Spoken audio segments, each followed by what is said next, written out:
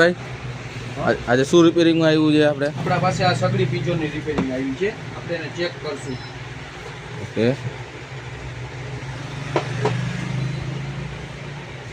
શું વાંધો આવે છે એમાં કસ્ટમરને? કસ્ટમરને કેવું એમ છે કે E9 નો એરર આવે છે અને આપણે હવે રિપેર કરશું આપણે. ઓકે,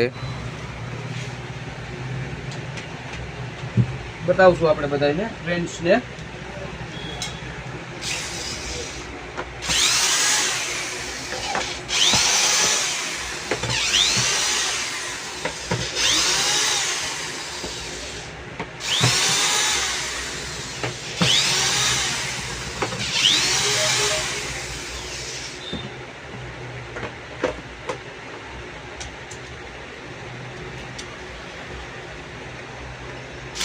તમે જોઈ શકો છો હિતેશભાઈ ઇન્ડક્શન ખોલી રહ્યા છે અને આપણા કસ્ટમરનો પ્રોબ્લેમ પણ જોઈ રહ્યા છે કે શું કસ્ટમરને પ્રોબ્લેમ છે.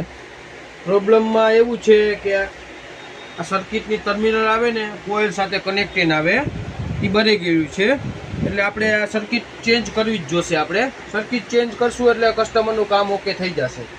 ઓકે, તમે જોઈ શકો છો કે સર્કિટમાં જે ટર્મિનલ છે એ બળી ગયું છે, એટલે E9 નો એરર આવે છે. આપણે હિતેશભાઈ સર્કિટ ચેન્જ કરી આપશે. સર્કિટ ચેન્જ કરવાથી પ્રોબ્લેમ સોલ્યુશન થઈ જશે ને? ઓકે થઈ જશે, કમ્પ્લીટ કસ્ટમરનું કામ ઓકે થઈ જશે.